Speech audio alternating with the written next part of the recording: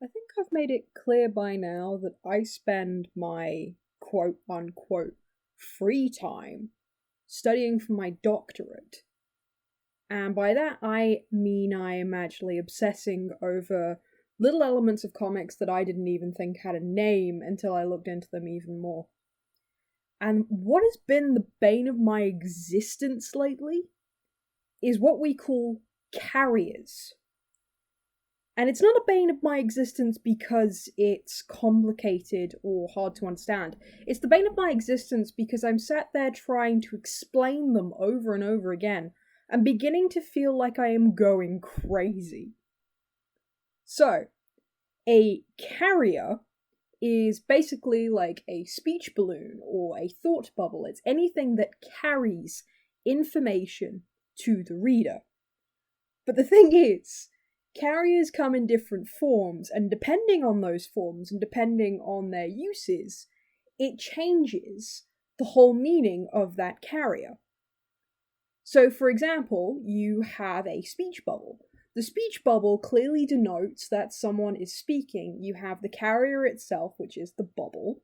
You have the tail, which points between the carrier and the root being whoever is speaking. And you have the content, which is the actual speech being spoken. Nice and simple. However, this speech bubble is also RA positive and AA positive, meaning it is root aware and audience aware or adjacent aware. If something is RA, then it means that the root, the source of the sound, is aware of what they're saying. They are conscious of it, and I will explain in a second why not all speech bubbles are RA. RA positive, I should say. AA positive in this case means that the characters around the root are conscious of what this person, I assume, is saying. They are adjacent aware. However, say you have a speech bubble coming from a radio.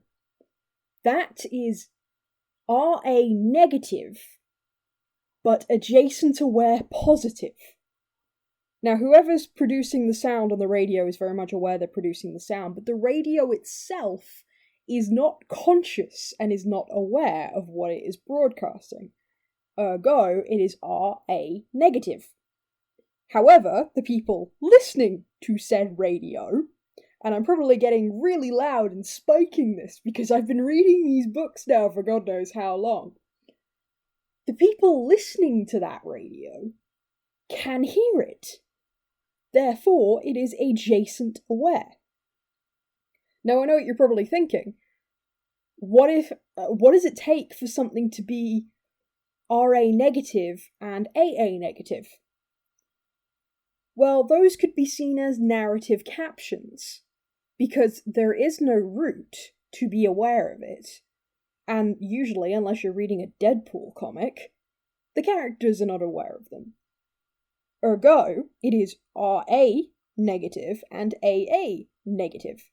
It is entirely for us, the reader.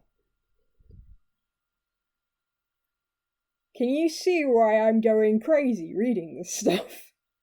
Because now you have to apply that to specific case studies. So, for example, if you have two characters speaking in a single panel, there has to be some form of back and forth. Ergo, there has to be some form of time. And we know time is passing because they are RA and AA carriers, meaning that someone is speaking, like I am now, and at the moment this has gone on for 4 minutes, which means there's 4 minutes worth of dialogue. And then someone is responding, meaning there has to be some form of time moving. However, what happens when someone is interrupted? Quite often you get carriers overlapping each other. However, when the artist and writers overlap carriers, a lot of the time they do actually finish what that person was saying. It's just partly obscured. Now, does this mean the person being interrupted did finish what they were saying, which would have been pointless because most of the time the interruption happens fairly quickly, Or are we seeing what they intended to see? PhDs are hard.